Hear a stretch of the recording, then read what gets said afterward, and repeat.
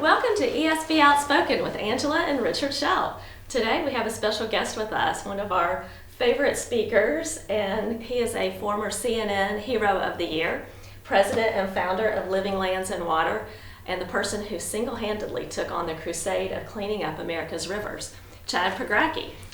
Isn't that great having Chad here? Awesome having Chad. Happy to be here. Absolutely. Exciting. Chad, people are hearing about that great background that you have. It's amazing what you've tackled with all the waters that you've cleaned up. Tell us how you got started and got this inspirational thing going. No problem, but before I do, I just want to say congratulations to you guys and the team you have here, and and you guys coming out to the barge and helping other cleanups, and our pleasure. Thank you for it's fun. not just talking about it but doing it, and again, congratulations on all the successes. You guys are wonderful people. So Thank you. Thank you. Yeah, so I'm still on a mission after 22 years of cleaning up America's rivers, and it was pretty simple.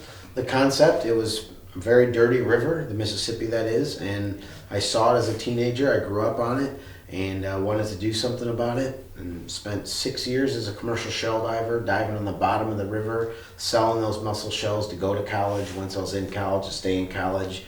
And that's how I was making money. And over the 6 summer seasons of shell diving, I basically crawled on the bottom of the Mississippi about 150-mile stretch. So I got to know the river from the bottom up. And from that, I saw how trash the river was and wanted to do something about it. And so I just started with one small boat and started cleaning up little by little. And 22 years later, a lot has happened. So amazing amounts happened. I think you had mentioned to me that you've cleaned up 11 million pounds worth of trash. Can you tell a little bit about the numbers there? Yep. So it certainly isn't me alone.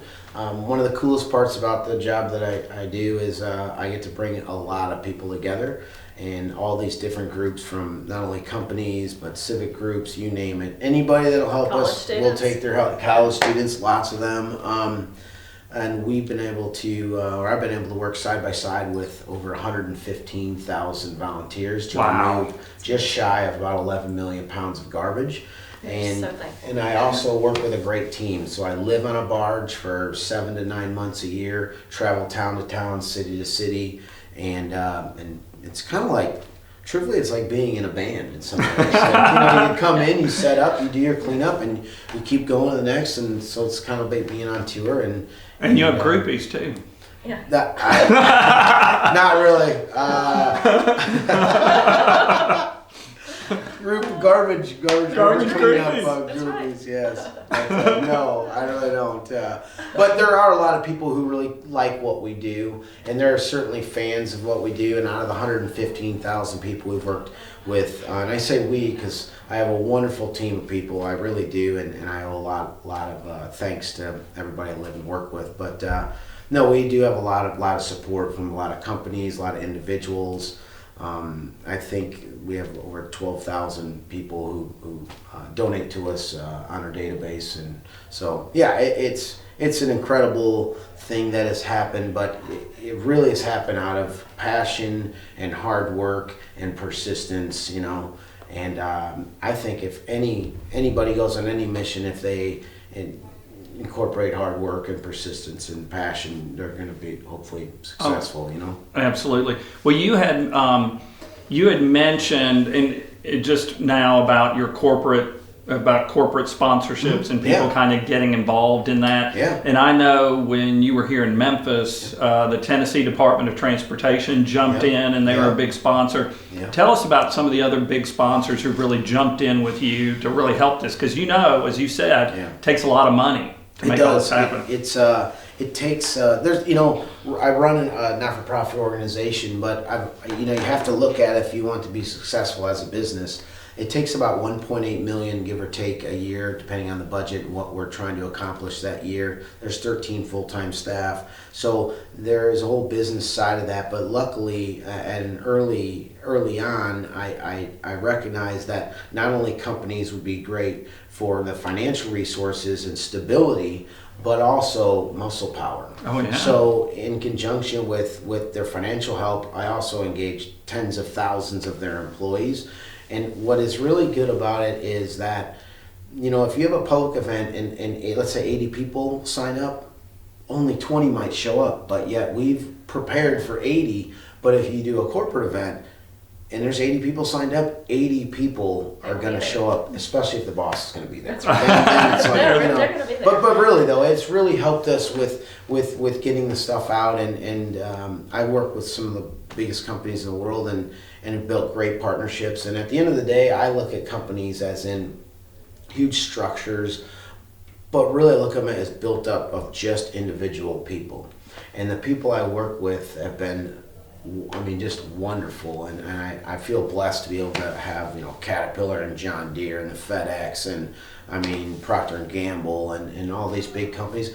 And then small companies too. And it's really been great. And what's great about, probably the best thing about what I do is, nobody likes seeing garbage in a river, and it is something very hands-on and people can get involved in, and it's really helped to bring a lot of people together and get a lot of results. People love to be part of the solution, don't they? And as you mentioned, everybody is affected by the Mississippi River. Right. It touches all of us, so we all want to make sure that it's a clean place. And that is, like as far as giving presentations, speaking different places, and thank you for all the places you've been able to send me.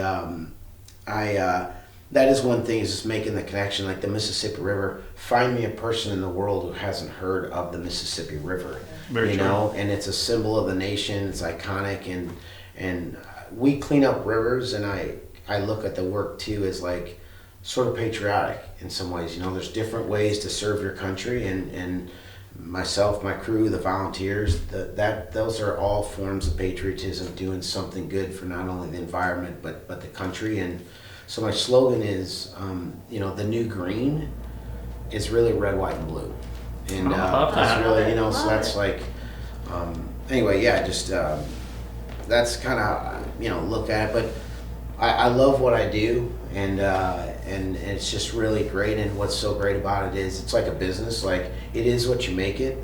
In here, but also outside, you can make it something as big as you want, or as small as you want, and so I love the freedom that we have here in this country, just to be able to do that, and whether it's a cause or anything. And so it's great. Well, and it's such a tie with the CNN Hero of the Year award that you received, and then also recently you've had more recognition getting on the Profit with Marcus Lemonis. Tell us a little bit about your experience on the show with him, because the Profit is obviously a very popular show. Totally. So tell us a little bit about that. So it's really cool. And I know from talking to Marcus that they were he was looking just to branch out a little bit and sort of celebrate some jobs along, and he picked the Mississippi River to just go research different jobs and kind of work side by side, and they picked us, and it was great. And he came here to Memphis, and happened to be a great day. He showed up, and in a short period of time we got a lot done. But he's a really successful guy, and gave me some decent insight about, like, hey, what you could do better here, this and that. And it was it's always cool filming. You see behind the scenes and what it takes, and then it's really cool to see the final piece come together. And from that, our organization is really boosted. Social media and all those things it takes to be able to keep a movement moving forward. So thank you, Marcus, if you're watching. Hopefully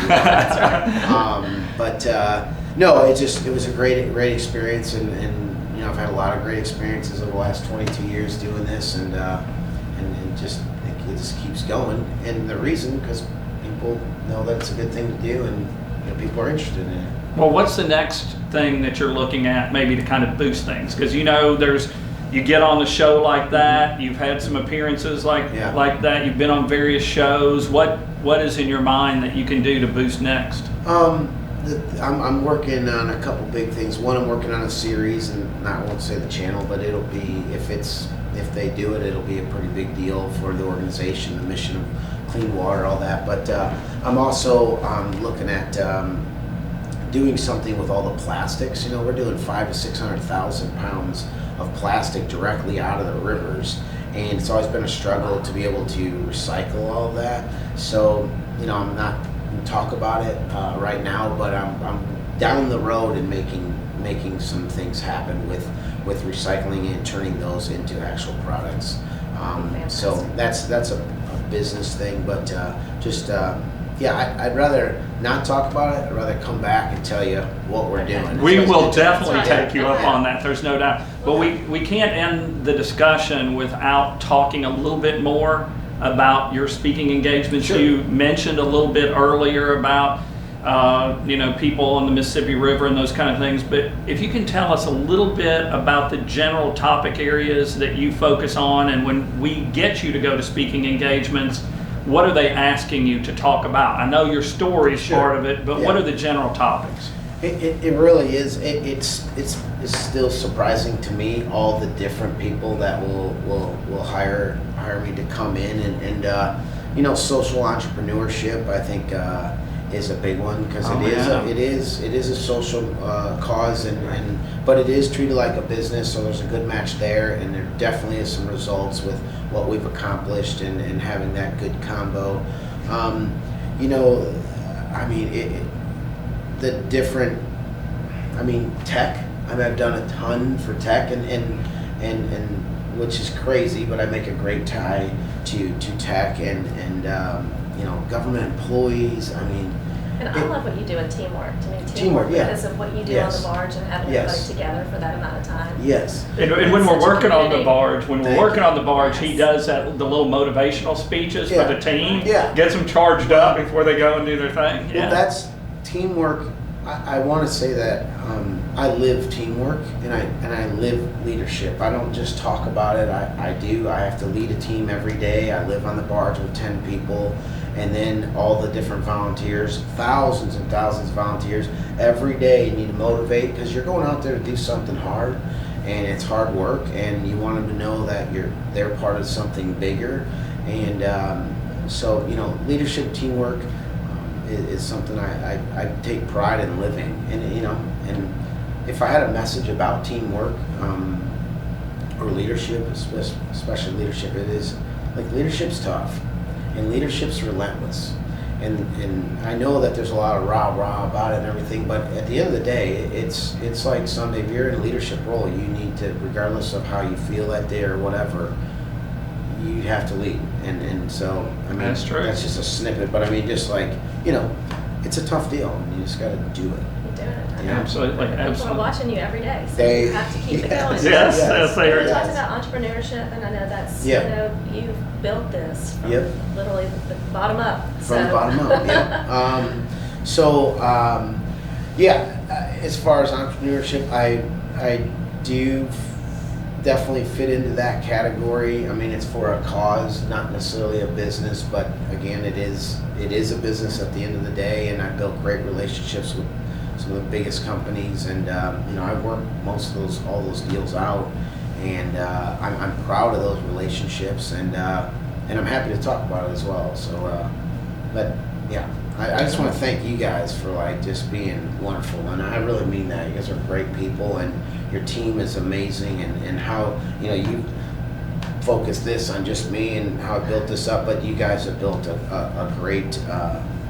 Just a great organization, and you've got great clients yourself, and you guys are just wonderful people, and I really mean that. So thanks for having me here. Well, we appreciate that a lot, but we do know that neither Angela nor I have ever gotten CNN Hero of the Year. Right. And I will tell you, what you're doing is not only affecting your own organization, but you're affecting the U.S. and the world as well, and making it a better place. And I think there's no doubt about that. I always go back to the fact that you've taken something small, when you did it on your own, and you've grown it so big, and it just shows how one person can make a difference in the world. And I think that's such a message that is so important to get out to everybody. It is, and that's when I get the opportunities through you guys to speak, that really is the core message, and that's no matter what the group is, it's everybody's an individual sitting there, and you don't have to get a barge and dedicate your life, but if you just use and if you don't have money to give to some cause or something, use your talents. You know, everybody's good at something, and from personal experience running an organization that needs a lot of different people doing different things, there is a need for whatever talent it is, and it's just like, I figure if everybody had a cause, the world would simply be a better place. There's no question about it. So yeah, thank you for that's a perfect way to end this. Yeah. I mean, I love that. And Chad, that shows what you're all about, and we love having you, Chad. Thank you so much for being here, and yes, give her a hug. Yes. Thanks a bunch, Chad. Thank you.